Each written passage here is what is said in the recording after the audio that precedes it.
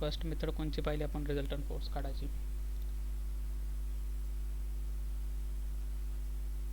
सांगा, फास्ट सांगा.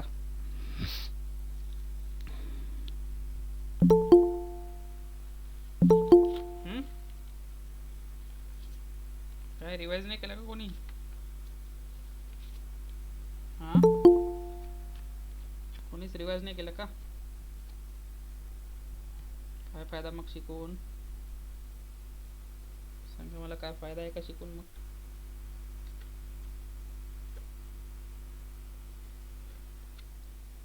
न्यूमरिकल पाहिला होता का आपण एखादा?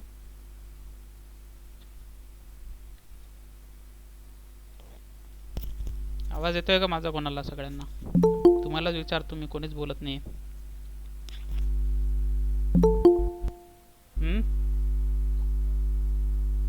आवाज येतोय का? हो सर. कोणचं मेथड शिकलो होतं आपण? सांगा. काय बघतो, काय आपण सध्या काय बघतोय ते सांगा. पॅरलोग्रामचे sir. Very good. Parallelogram method पाहिली आपण पहिल्यांदा. पॅरलोग्राम. लॉ ऑफ पॅरलोग्राम पाहिला. कशासाठी पाहिलाय? रिझल्टंट फोर्स काढायसाठी, बरोबर? हा सर. त्याच्यानंतर कोणची मेथड बघत होतो मग आपण?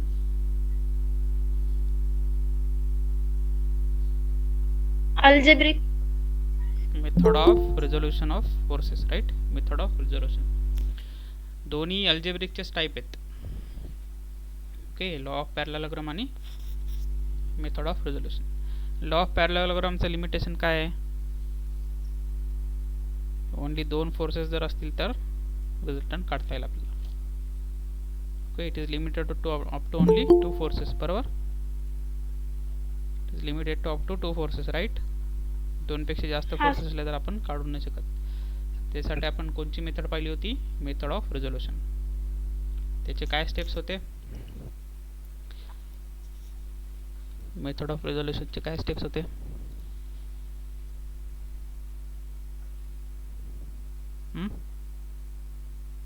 Summation of effects, then screen दिसते का? Yes sir. काय करत होतो आपण मेथड ऑफ रिझोल्युशन मध्ये? समेशन ऑफ एफ एक्स आणि समेशन ऑफ एफ वाय. हे बघा, हे दिसतंय summation of F X, summation of F Y. त्याच्यानंतर आपण पायथागोरस थेरम लावत होतो. ठीक आहे, suppose F X is negative, then origin पासून आपण निगेटिव्ह लेफ्ट हँड साईडला जायचो. आणि suppose F Y is also negative, then we use to go downwards, आपण डाऊनवर्डला जायचो. ठीक आहे, त्याच्यानंतर हे रिझल्टंट, राईट? तर रिझल्टंट कसं काढणार मग आपण? पायथागोरस थेरम वापरून, राईट? बरोबर का? काय रिझल्टंटची व्हॅल्यू इथं सांगा मला पायथागोरस थेरमनी? Hypotenuse is equal to what? Under root of summation F X चा square plus under root of summation F Y चा स्क्वेअर. पाहिलं होतं आपण हे फॉर्म्युला मेथड ऑफ रिझोल्युशन मध्ये? हो सर. त्याच्यानंतर हे अल्फा कसा काढणार रिझल्टंटचा with respect to X axis? tan alpha is equal to mod of summation of F Y divide by summation of F X. Mod means what? Summation of F Y divide by summation of F X ची positive values घेणार आपण नेहमी, always मॉडमध्ये. ठीक आहे, ठीक आहे. Summation of F Y negative जरी आला तर निगेटिव्ह बाय पॉझिटिव्ह, शेवटी मॉड घेतल्यानंतर त्याचं काय? Mod of negative is equal to positive. ठीक आहे, अंडरस्टूड? सो याच्या आधीच्या क्लासमध्ये बी बॅचच्या क्लास, बोल. रेजिस्टन्स आणि थिटा मध्ये पण दोन्ही घ्यायचं का सर? काय काय क्वेश्चन आहे? परत एकदा विचार. सर दोन्ही मध्ये किमती ठेवताना पॉझिटिव्ह घ्यायचं सर, रेजिस्टन्स काढताना आणि थिटा काढताना. रिझल्टंट काढताना जरी तुम्ही निगेटिव्ह जरी घेतलं तर स्क्वेअर काय होणार? निगेटिव्हचा स्क्वेअर काय होणार? पॉझिटिव्ह. पॉझिटिव्ह पॉझिटिव्ह घ्यायचं सर. हां, पॉझिटिव्ह घ्या. आणि tan अल्फा काढताना हो सर. तुम्ही काही जरी व्हॅल्यू ठेवली तर त्याचं सपोज निगेटिव्ह व्हॅल्यू आली तर mod of negative is always positive, म्हणजे टॅन अल्फाची व्हॅल्यू तुमची नेहमी पॉझिटिव्ह आली पाहिजे. ठीक आहे. सो याच्या आधीच्या क्लासमध्ये बी बॅचच्या क्लासमध्ये मी न्यूमरिकल्स घेतले या मेथड ऑफ रिझोल्युशनमध्ये. ऑलरेडी आपण एक न्यूमरिकल पाहिला होता, हा आठवत आहे, हा सॉल्व करून दाखवला होता मी, राईट. सो याच्या आधीच्या क्लासमध्ये मी आणखीन काही न्यूमरिकल्स घेतले, सॉल्व केलेले आहेत. त्याचा मी व्हिडिओ अपलोड करेल तुम्हाला. ठीक आहे, तुम्ही सगळ्यांनी बघून घ्या. ओके. सो रेकॉर्डेड व्हिडिओ आहे, तर रेकॉर्डेड व्हिडिओ व्यवस्थित बघून घ्या, तुम्हाला समजून जाईल. कारण आता आपल्याकडे एकच महिना आहे, आणखीन 3 चॅप्टर कव्हर करायचे आपल्याला, त्याच्यामुळं आपल्याला फास्ट चालावं लागेल थोडं. अंडरस्टूड. सो तुम्हाला मला रिस्पॉन्ड करावं लागेल, सहकार्य करावं लागेल, की जे पण मी व्हिडिओज अपलोड करेल ते तुम्ही सगळं बघावं लागेल तुम्हाला. जर तुम्ही बरोबर टाईम टू टाईम सगळं व्यवस्थित केलं तर तुमचा सब्जेक्ट चांगला प्रिपेअर होईल. ओके. सो हे न्यूमरिकल आहे, हे न्यूमरिकल मी रेकॉर्ड केलेलं आहे, मी व्हिडिओ अपलोड करून टाकेल आपला क्लास झाल्यावर. अंडरस्टूड. सिमिलरली आता तुमच्या क्लासमध्ये जे शिकवेन मी ते त्यांना रेकॉर्डिंग देणार मी. ओके. एव्हरीबडी. हो sir. Okay sir. Yes sir. ठीक आहे. सो जर रेकॉर्डिंगमध्ये काही समजलं नसेल तर आपण जेव्हा नेक्स्ट क्लास घेणार आहोत तेव्हा तुम्ही विचारू शकता मला.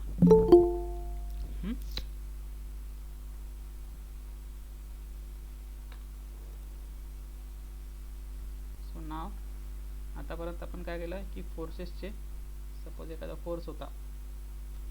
ओके. सपोज एखादा फोर्स होता F,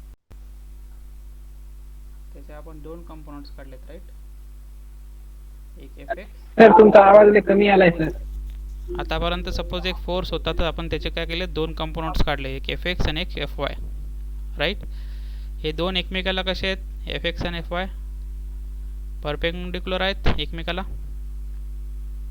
म्हणून आपण त्यांना काय म्हणतो, हो सर. Orthogonal components. म्हणून त्यांना काय म्हणतो आपण, ऑर्थोगोनल कंपोनंट्स. ठीक आहे. त्यांना आपण काय म्हणतो, ऑर्थोगोनल कंपोनंट्स. सपोज आता एखादा फोर्स F आहे, त्याचे आपल्याला वेगळ्या डायरेक्शनमध्ये काढायचे आहेत. दिस इज θ1, दिस इज θ2. ठीक आहे. या θ1 मध्ये आपल्याला त्याचा एक कंपोनंट काढायचा आहे आणि θ2 डायरेक्शनमध्ये आपल्याला एक कंपोनंट काढायचा आहे. हे दोन्ही एकमेकांना परपेंडिक्युलर आहेत का बघा इथं.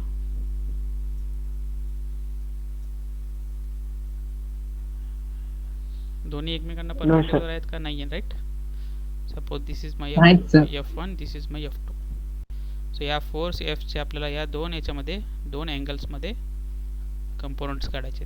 ते 2 अँगल्स एकमेकांना परपेंडिक्युलर नाही आहेत, म्हणून त्यांना आपण काय म्हणणार, ऑर्थोगोनल कंपोनंट्स. ठीक आहे. Non orthogonal components. Non orthogonal components. So हे कसे काढायचे त्याचा एक फॉर्म्युला आहे, ते बघू आता आपण. ठीक आहे. So suppose this force F is there, we have to resolve this into 2 components. One is having an angle of θ1 and another is having an angle of θ2. So this is F2, this is θ2, this is θ1, this is F1. ठीक है. So F1 and F2 are non-orthogonal components.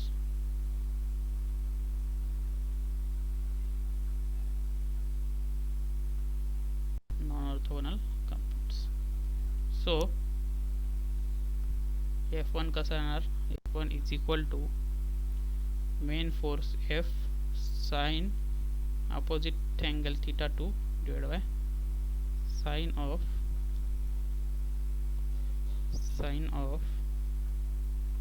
θ1 plus θ2. Similarly F2 is equal to main force F sin opposite angle θ1. F2 चा जो angle आहे तो सोडून दुसरा angle जो आहे θ1, डिनॉमिनेटर सेम आहे, sin ऑफ θ1 प्लस θ2. हे एवढं नोट डाऊन करा सर्वांनी.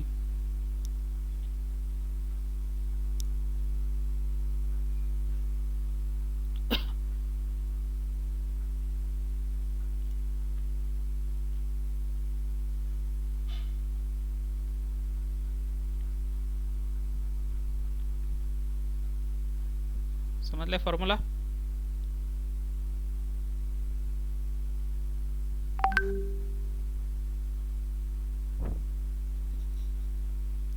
फॉर्म्युला समजले सर्वांना?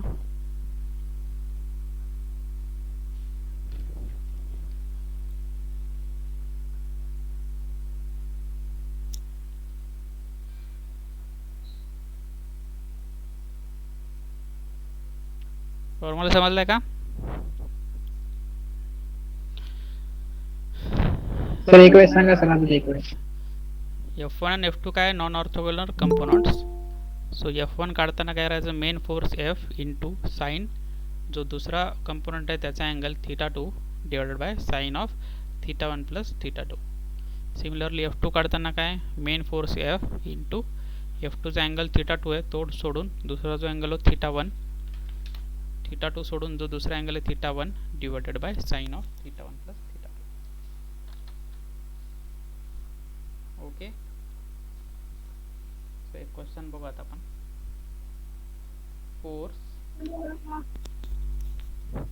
Force of 80 Newton is acting on a body.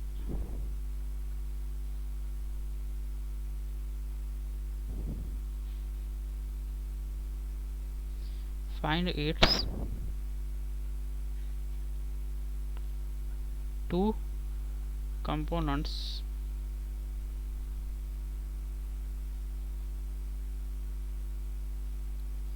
such that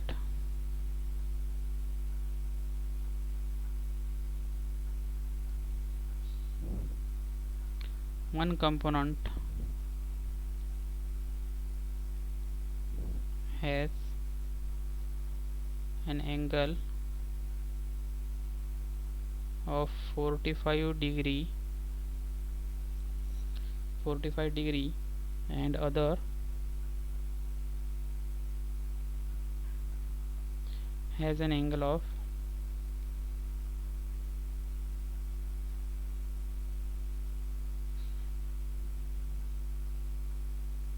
30 degree with the force 80 Newton. With the force 80 Newton.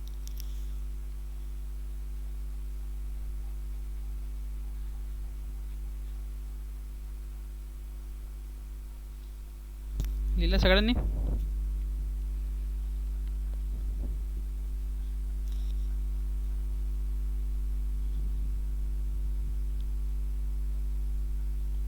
लिहिलंय का सगळ्यांनी?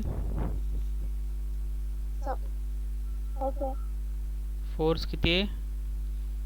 80 न्यूटन. सो एक कंपोनंटचा अँगल आहे 45 डिग्री, हे मी 45 डिग्री दाखवतो, आणि दुसऱ्या कंपोनंटचा अँगल किती आहे? 30 degree. So this is 30 degree. So suppose this is my F1, this is my F2. सांगा मला F1 चा काय फॉर्म्युला येईल? F1 इज इक्वल टू काय लिहू? साइन θ2 डायरेक्ट व्हॅल्यू सांगा मला. θ1 F1 इज इक्वल टू काय लिहू सांगा? न्यूमरेटर सांगा. 80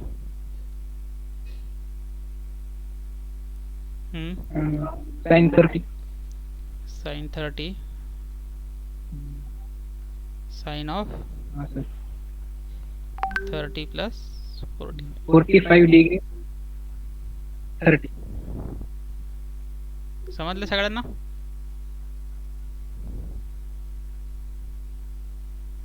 बाकीच्यांना समजलं का? कोणाला काही समजलं नाही? सगळ्यांना समजलं F1 कसा आला? काय येईल त्याचे आन्सर काढा.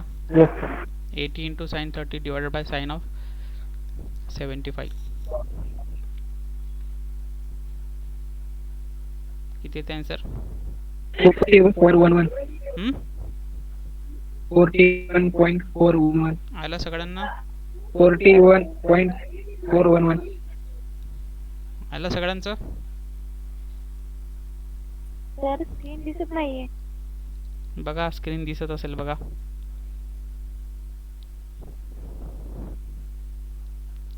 आता दिसते का स्क्रीन? स्क्रीन दिसते का?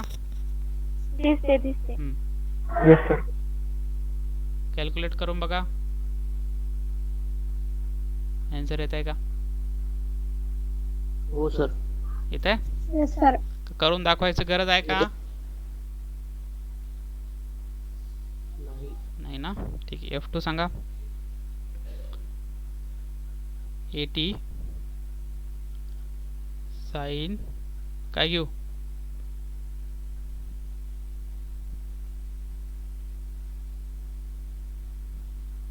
काय घेऊ इथं? 80 साइन 45. 45 राईट. सांगा मग काय येईल?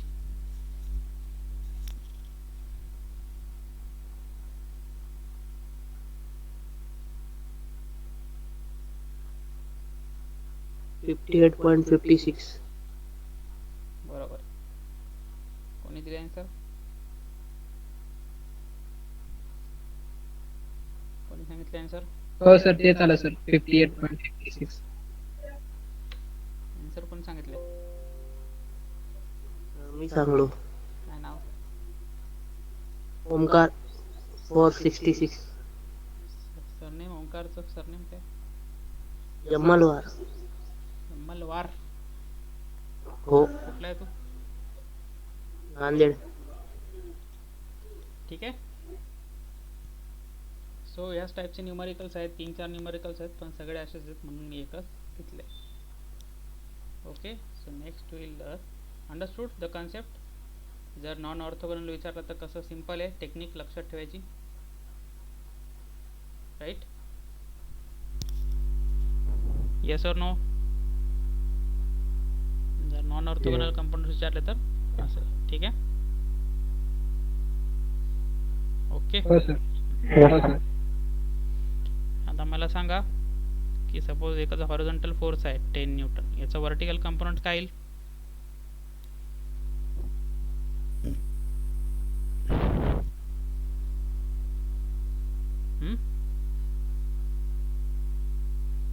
सर येत नाही. 0 येईल. हो सर.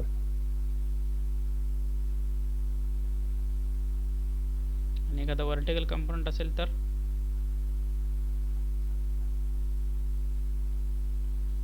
हॉरिझॉन्टल किती येईल? 0. बरोबर. कारण सपोज हा फोर्स आहे 20 न्यूटन. हा फोर्स हॉरिझॉन्टल सोबत किती अँगल करतो?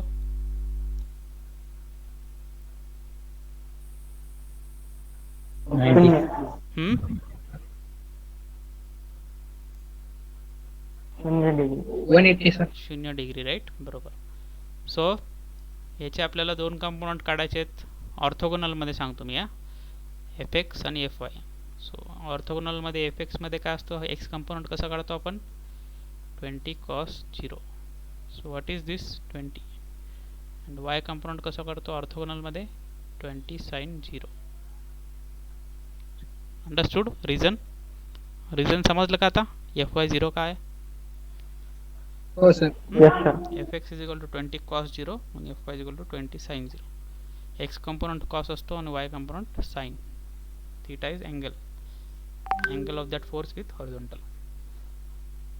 So this is the reason. Okay. So now we will see another concept. Resultant of coplanar collinear. Resultant of collinear forces. Resultant of collinear forces. Okay. So what are the coplanar forces? एकाच plain मध्ये. Collinear म्हणजे एकाच line मध्ये. So this means one plane एक plane. Plane means what, like your sheet of paper. या sheet of पेपरमध्ये सगळे forces आहेत. ठीक आहे. या पेपरला पास होणारा असं कोणताच फोर्स नाही आहे. ठीक आहे. सगळे या पेपरला पॅरलल फोर्सेस आहेत. That is your coplanar. Collinear means एकाच लाईनमध्ये, one line. So how this coplanar or collinear we'll see it will be like this. F1, F2, F3. So these are all in one line, एकाच line मध्ये. ते सगळे like vertically पण असू शकतात. F1, F2, F3. So resultant of coplanar collinear forces. ठीक आहे. सगळे एक्स डायरेक्शन मध्ये येथे. त्यांचा रिझल्टंट काय येईल, R X is equal to कसं लिहू, -F3 plus F2 plus F. समजलं. F3 ला मायनस का घेतलं, कारण लेफ्ट साईडला आहे. एक्स म्हणजे लेफ्ट हँड साईडला, एक्स म्हणजे काय, निगेटिव्ह. बरोबर. आर वाय सांगा मला, समजली आर वाय काय. हो सर.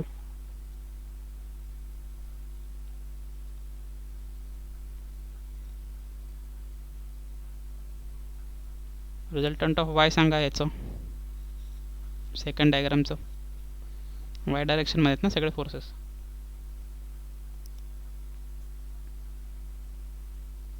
F सांगा. F1 sir. आवाज येत नाही क्लिअर. आवाज येत नाही रे क्लिअर तुझा. सर वाय दुसरं कोणतरी सांगा.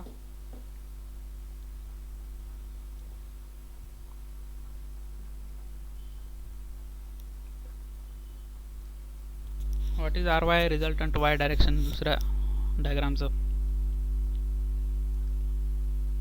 लवकर सांगा.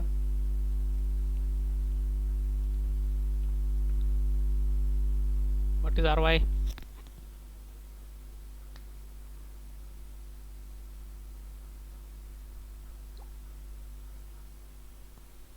Sir F3 minus F2 plus F1. Very good. काय नाव तुझं. Vedant Pampatwar. F3 plus F1 minus F2. Minus F.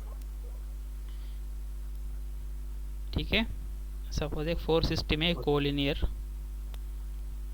20 newton, 30 newton, 60 newton, 50 newton. याचा सांगा मला समेशन ऑफ एफ एक्स किंवा resultant R X in direction, X direction.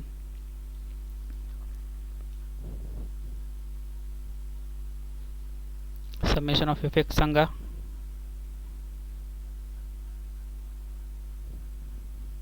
काय लिहू. सध्या मी हे कट करतो. ठीक आहे. समेशन ऑफ एफ एक्स लिहितो. काय लिहू.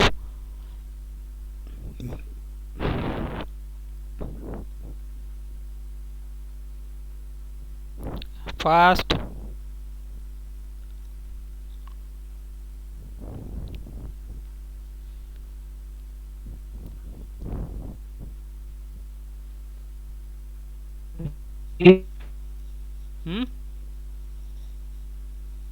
झिरो. नाही मला इक्वेशन सांगा पूर्ण. काय लिहू मी.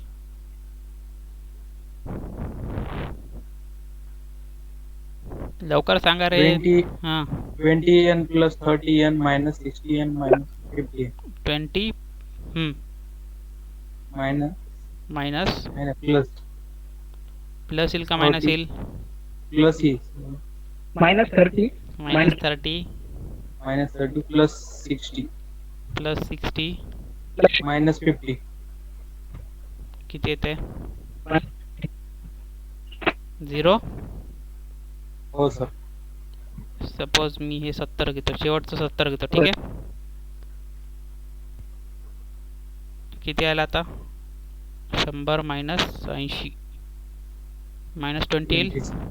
हो sir. Summation of F Y काय येईल याचं?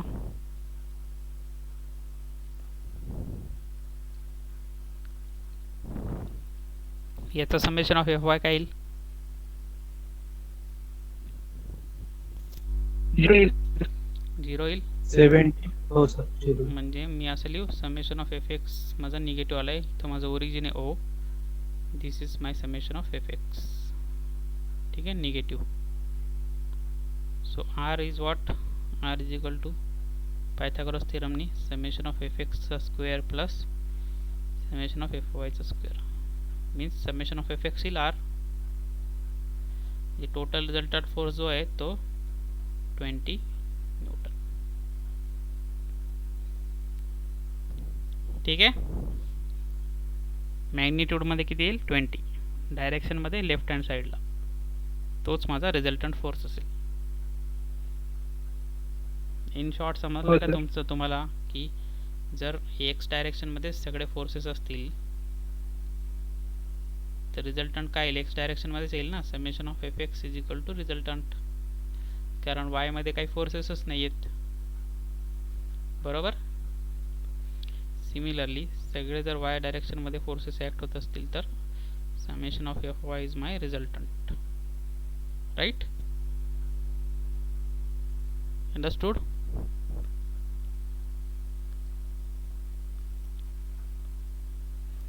कॉन्सेप्ट समजला का? हा सगळे फोर्सेस जर एक्स डायरेक्शनमध्ये ॲक्ट होत असतील तर रिझल्टंट पण काय येईल? एक्स डायरेक्शनमध्येच असेल. सगळे फोर्सेस जर वाय डायरेक्शनमध्ये असतील तर रिझल्टंट वाय डायरेक्शनमध्येच असेल. कोणताही फोर्स इथं असं इन्क्लाइंड नाही आहे ना. जर इन्क्लाइंड असेल तर दोन्ही डायरेक्शनमध्ये येतील तुमचे. Understood? Yes sir. Everybody? Yes sir. Yes sir. Okay. So याच्यानंतर काय करायचं, तुम्ही आता ते व्हिडिओज बघायचे आहेत जे मी अपलोड करेल आता थोड्या वेळाने. ठीक आहे, बी बॅचमध्ये जे झालं आहे ते. आणि याच्यानंतर आपण आता एक प्रॅक्टिकल बघणार आहेत, सेकंड प्रॅक्टिकल डिफरन्शियल एक्सेल. हे कन्सेप्ट समजून घ्या फक्त डिफरन्शियल एक्सेलचा. तुम्हाला करायचं काय आहे ते सांगतो मी नंतर. दिसतंय का सगळं सगळ्यांना?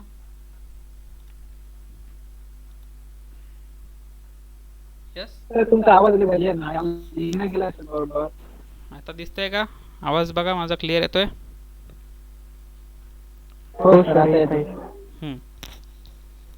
डिफरन्शियल एक्सेल अँड व्हील मध्ये काय असतं सांगा मला कोणीतरी. अरेंजमेंट काय असते?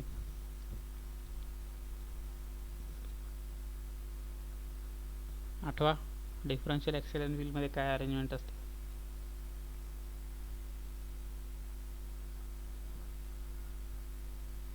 Wheel action.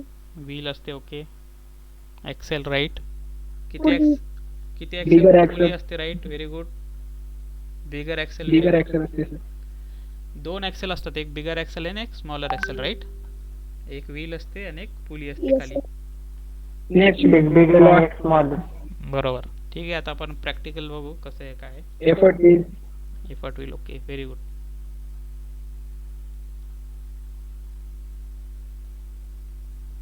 बघा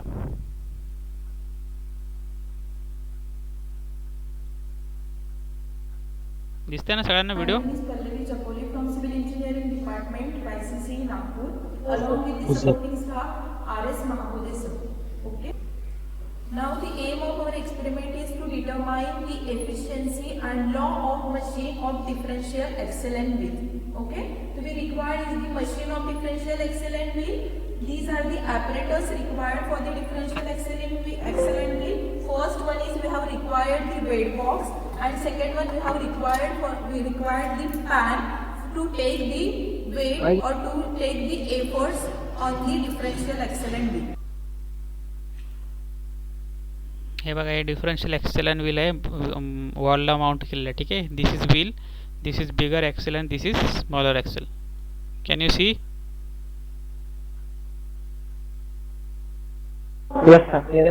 ठीक आहे. सो जेव्हा हे बिगर एक्सेलचं व्हील आपण दोरी आपण खाली ओढतो त्याचप्रमाणे स्मॉलर एक्सेलची पण दोरी खाली ओढल्या जाते. Means it is अनवाउंडिंग.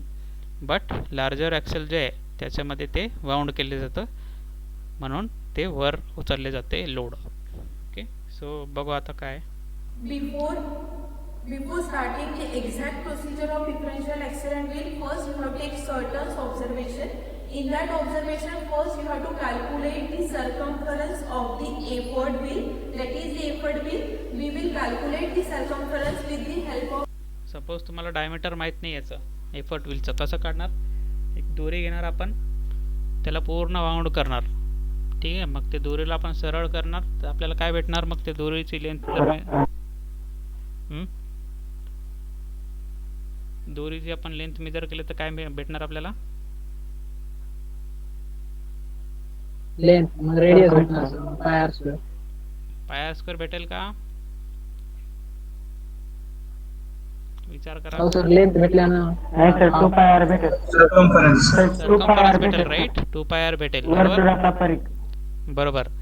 मग 2 pi R is equal to G value आली ती, त्याच्यावरून तुम्हाला काय करता येईल? रेडियस किंवा डायमीटर काढता येईल त्याचं व्हीलचं, बरोबर. हो sir.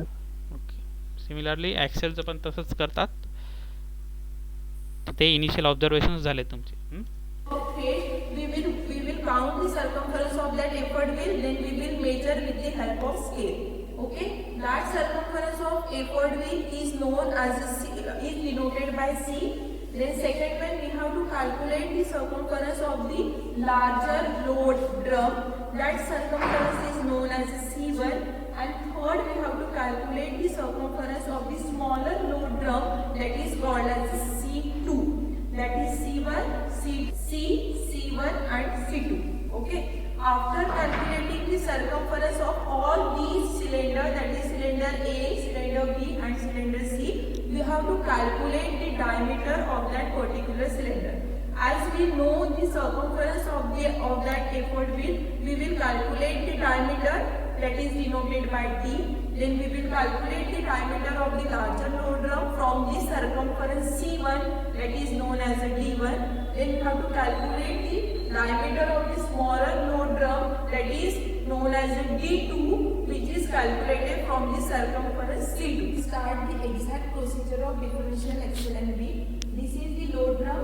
This string is attached to the load drum, and this is the effort. ठीक आहे, हे एफर्ट आहे. एफर्ट व्हील बघा, इथे एफर्ट आपण अप्लाय करतो आणि हे आहे लोड. अंडरस्टूड? आता आपण काय करणार आहे, याला एफर्टला आपण इनिशियल ते आपण ज्याच्यावर वेट ठेवतो ते आपण अटॅच केलेलं आहे आणि पॅनमध्ये आपण थोडा स्मॉल वेट ॲड करणार आहे. त्या वेटचा एक सेट असतो, सेटअप बॉक्स असतो, तर एकदम हळूनी ग्रॅज्युअली अप्लाय करणार आहे आपण.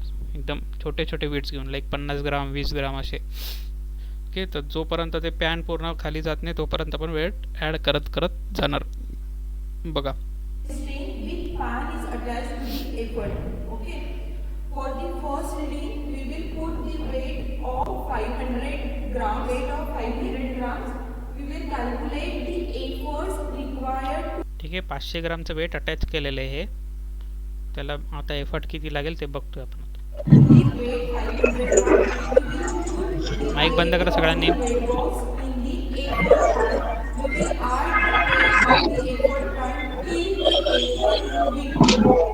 माईक बंद करा सगळ्यांनी.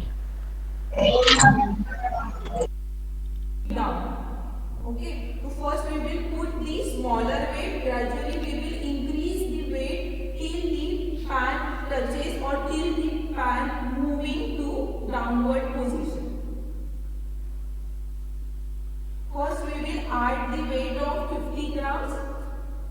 50 ग्रॅमचं ॲड केलं बघा. Gradually we are increasing the weights on the effort pan. As the effort pan getting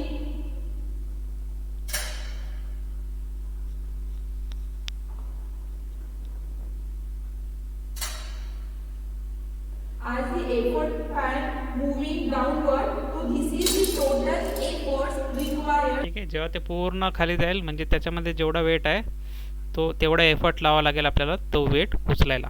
understood procedure?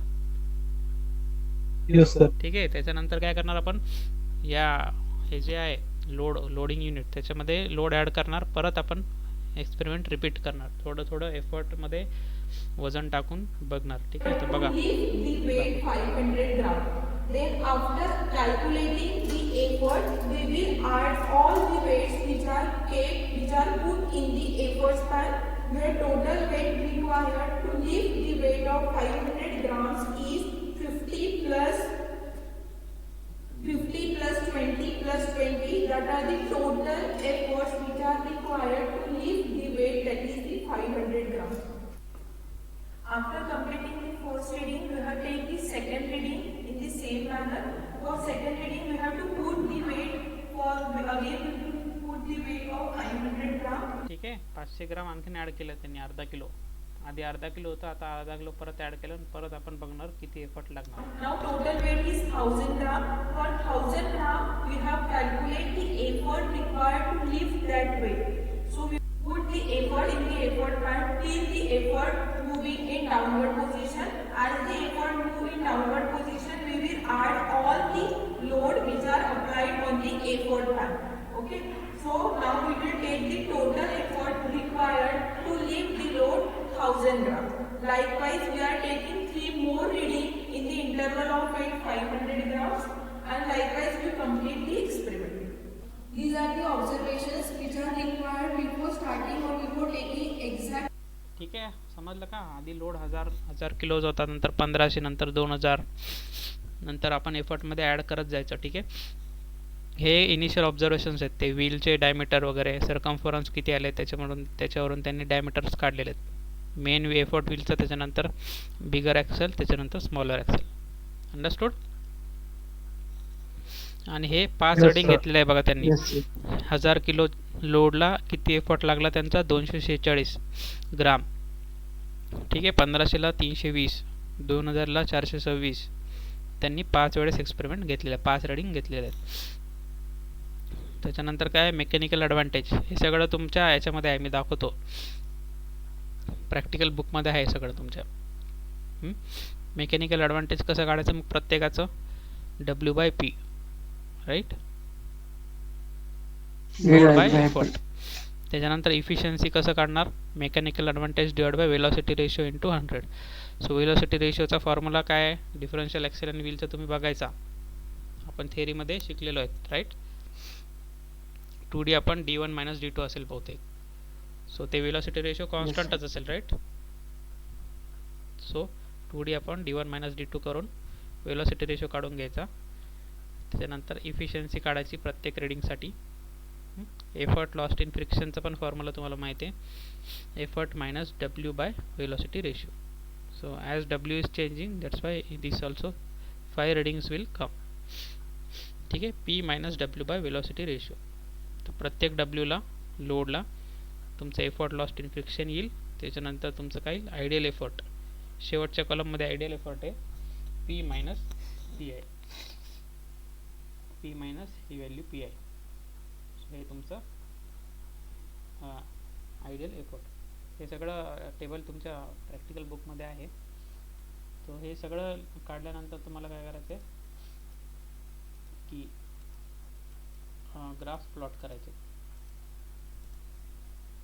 5 रिडिंगच्या काय करायचे? Graph plots. ग्राफ आपण कोणकोणते प्लॉट्स पाहिलेले आहेत सांगा मला आपण थेअरीमध्ये. बेसिकली तुम्हाला law of machine find out करायचा आहे. P = mw + c. सो ते कसं फाइंड आउट करणार बघा.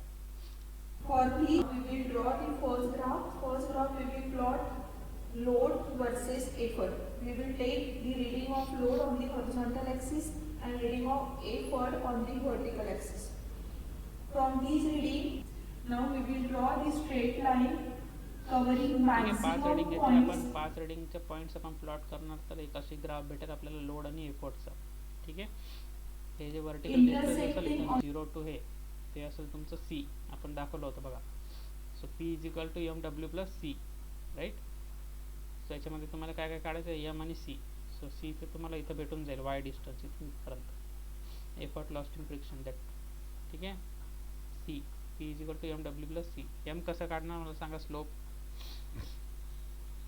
कसं काढणार तुम्ही ग्राफवरून? मॅथमॅटिक्समध्ये शिकला असतील ना.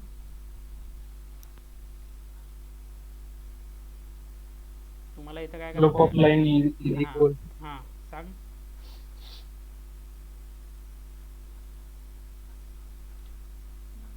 या एक्सपेरिमेंटमध्ये काय आहे मेन आपल्याकडं पी आहेत, दिसतंय सगळ्यांना. 5 रीडिंग घेतलेले आपण, ठीक आहे. 1 2 3 4 5.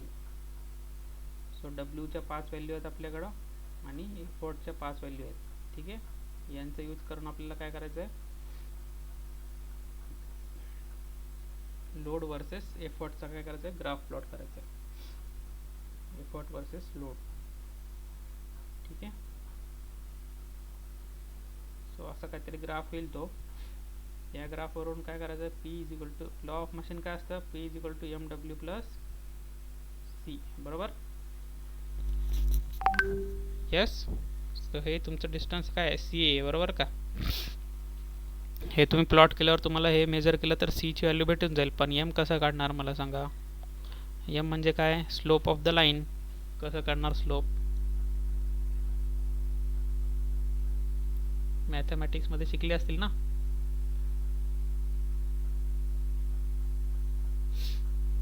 शिकले का एम कसं काढायचं, स्लोप ऑफ द लाईन. हो सर. सांगा कसं काढायचं. Slope of line is equal to M is equal to y2 minus y1 upon x2 minus x1. काय नाव रे तुझं. वेदांत पांपटवार. Very good. हा, नाईस आन्सर. अतिशय सुंदर आन्सर दिले यांनी. So slope of the line तुम्ही ग्राफच प्लॉट केलेला आहे, राईट. डब्ल्यू आणि पीचं तुम्ही ग्राफ प्लॉट केलेला आहे. तुमच्याकडे व्हॅल्यूज आहेत. आता तुम्ही सपोज 5 रीडिंग घेतलेल्या आहेत. 5 रीडिंग घेतलेल्या, पहिली रीडिंग ग्राफ कसं प्लॉट करणार ते सांगतो मी तुम्हाला, ठीक आहे. पहिला लोड घेतला डब्ल्यू, सपोज दिस इज 500 ग्राम. त्याला तुमचं काहीतरी एफर्ट आला एवढं, ठीक आहे. सेकंड रीडिंग त्याची एफर्ट आली इथं. थर्ड रीडिंग त्याची एफर्ट आली सपोज इथं. फोर्थ त्याची एफर्ट आली इथं. फिफ्थ रीडिंग त्याची एफर्ट आली सपोज इथं. सो असं काढायचं की मॅक्झिमम पॉईंट्स त्यांनी कवर केले पाहिजे.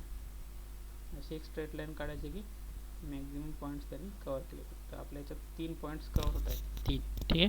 म्हणजे ही झाली आपली इक्वेशन ऑफ लाईन. सो हे जर तुम्ही मेजर केलं तर ती आहे सी. तर याच्यावर 2 पॉईंट्स कोणतेही 2 पॉईंट्स घ्यायचे. सपोज मी फर्स्ट रीडिंग घेतली आणि फिफ्थ रीडिंग घेतली, ठीक आहे. याचा आहे x1, y1 कोऑर्डिनेट्स. याचे काय असतील, x2, y2 कोऑर्डिनेट्स असतील, बरोबर. सपोज फर्स्ट रीडिंग काय आहे त्यांची, व्हिडिओमध्ये काय आहे फर्स्ट रीडिंग, 1000 किलोला 246चा एफर्ट लागते, ठीक आहे. सो दिस इज 1000च्या लोडला एफर्ट किती लागते, 246, बरोबर. एफर्ट वाय ॲक्सिस वर आहे म्हणून वाय ॲक्सिसचा एफर्ट आलाय, एक्स ॲक्सिस वर लोड आहे. त्याच्यानंतर शेवटची रीडिंग घेतो मी. किती आहे शेवटची रीडिंग, 3000च्या लोडला 566 लागते. सो 3000च्या लोडला 566.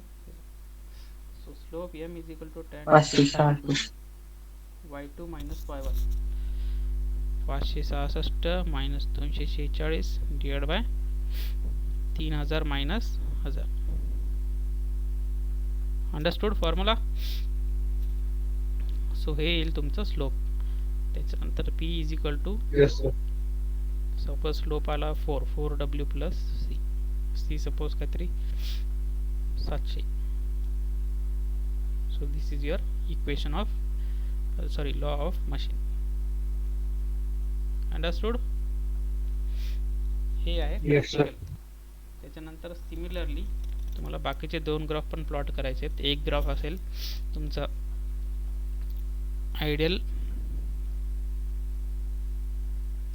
effort lost in friction versus load and efficiency versus load. So effort lost in friction versus load चा origin पासून येईल आणि efficiency versus load चा तुमचा असं कर्व येईल. So as load will increase, efficiency will also increase, but at one point efficiency will be maximum. After that efficiency will decrease. Okay. So रिझल्टमध्ये काय वेलोसिटी रेशो, इफिशियन्सी आणि maximum efficiency काढावं लागेल तुम्हाला आणि law of machine. So basically main म्हणजे सगळ्यात main म्हणजे एक्सपेरिमेंट कसा परफॉर्म केला त्यांनी ते समजलं का तुम्हाला. इकडं लोड अटॅच केलं आहे, त्याच्यानंतर स्मॉल वेट ॲड करून जोपर्यंत हो, वेट एफर्ट पूर्ण खाली जात नाही तोपर्यंत त्यांनी टाकत गेले वेट्स. ठीक आहे. सो आता बघा हे आहे प्रॅक्टिकल मॅन्युअल तुमचं.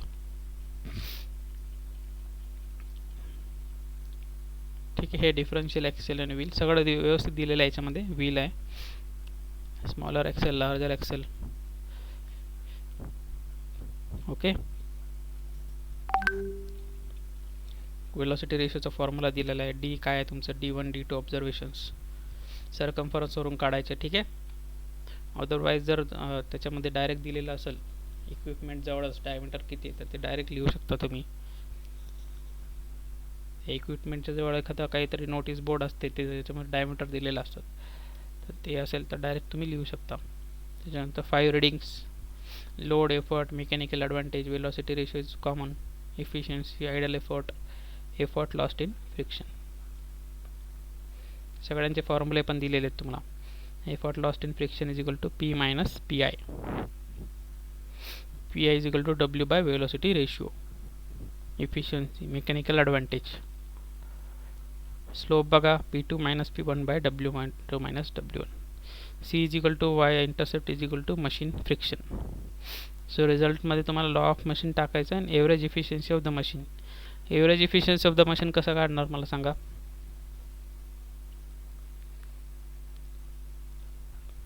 तुम्हाला 5 रीडिंग भेटतील नाही तर इफिशियन्सीचा.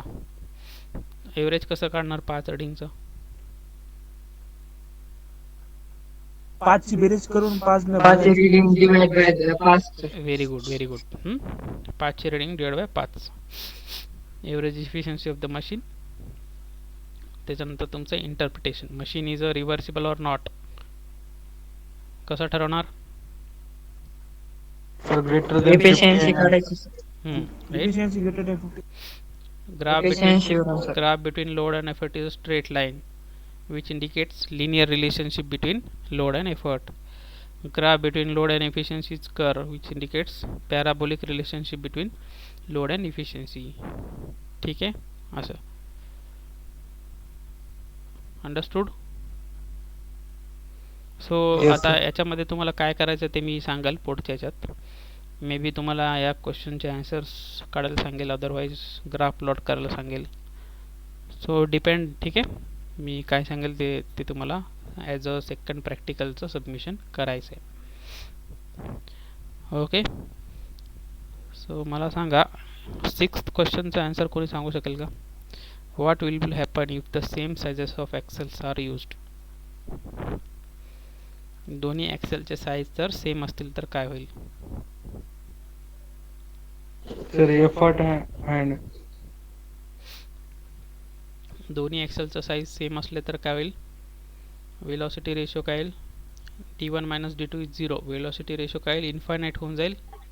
हो सर. आणि इफिशियन्सी काय होऊन जाईल, इफिशियन्सी काय होईल 0 होईल. बरोबर. म्हणजे आपण जी मशीन केली त्याचा काही फायदाच नाही होणार. जी मशीन आपण तयार केली त्याचा काही फायदाच होणार नाही. Efficiency will be 0. इफिशियन्सी 0 असलेली मशीनचा काय फायदा आहे का. ती मशीनच नाही. इफिशियन्सी 0 म्हणजे that is not a machine. So तुम्ही असं उत्तर लिहू शकता की फर्स्ट वेलोसिटी रेशोचा फॉर्म्युला लिहा. D1 D2 इक्वल झाले तर 1/0 इज इन्फिनिटी अँड इथं वेलोसिटी रेशो इन्फिनिटी टाकलं तर 1/infinity is 0. So that will be no longer called as a machine. So काय काय क्वेश्चन्स आहेत तुम्ही डायरेक्ट आन्सर करू शकता. काय काय क्वेश्चन्स तुम्ही इंटरनेटवर शोधून बघा की right 4 field applications of different air axle and wheel तुम्हाला इंटरनेटवर भेटेल. ठीक आहे. हे हेवी लोड लिफ्ट करायसाठी आपण ही मशीन वापरतो का नाही. तुम्ही पाहिलं प्रॅक्टिकलमध्ये बघा. Can this machine is use to lift heavy load. No. एवढा पण जास्त हेवी लोड लिफ्ट करायला हे मशीन यूज करू शकत नाही आपण. राईट. पाहिलं आपण 1000 kilo 2000 kilo right 1000 gram 1 kilo 2 kilo 5 kilo असं काहीतरी होते ते readings, right. Yes sir. So हे क्वेश्चन्स आता बघू याच्यामधले कोणकोणते क्वेश्चन्स द्यायचे मी ठरवतो आणि तुम्हाला सांगतो. फर्स्ट प्रॅक्टिकल सबमिट केलं आहे का सगळ्यांनी? Yes sir. Yes sir.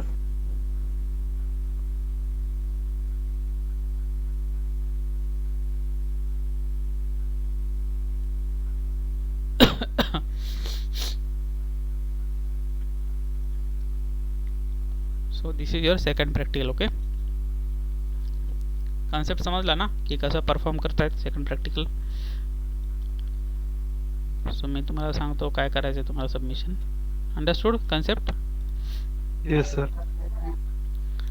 तर याच्यानंतर मी जे पण व्हिडिओज अपलोड करेल ते सगळे बघत चला, प्रॅक्टिस करत चला आणि जे काही समजलं नसेल तर पुढच्या क्लासमध्ये विचारत चला. कोणीतरी एक जण अटेंडन्स घ्या, अटेंडन्स टाका सगळ्यांनी तुमची, लिव्ह नाही करायच्यात.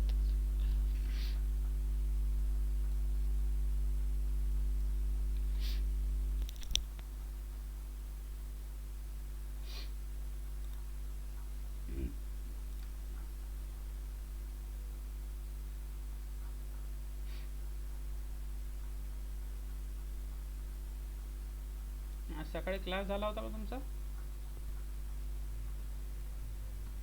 सर फिजिक्सच्या सरांनी घेतला होता तुमचा. नाही, 8 वाजता कोणता क्लास झाला होता का तुमचा? हो सर. हो सर. हा सर 8 ते 9 EDR. किती जण होते प्रेझेंट? 25 तर होते, 20 ते 25. प्रॅक्टिकल होता का एवढ्या सकाळी? कसं काय? काल ते सर, एक तास एक तास घेतल्यानंतर network problem.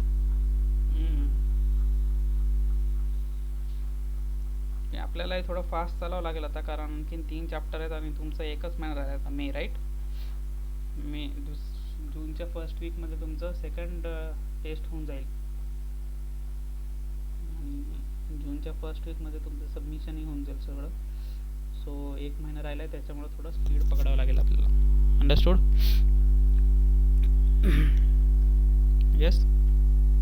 Yes sir. So त्याच्यामुळे जे Yes, काही sir. मी थोडेफार व्हिडिओज मधून कव्हर करेल, थोडंफार रेग्युलर लेक्चर जसं जमेल तसं.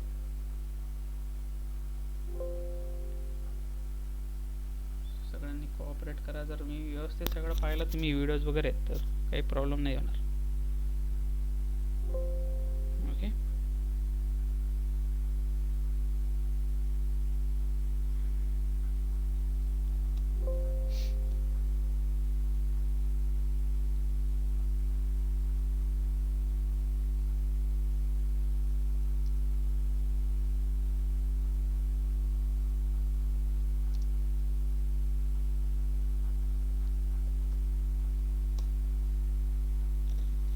लिव्ह करू शकता आता तुम्ही.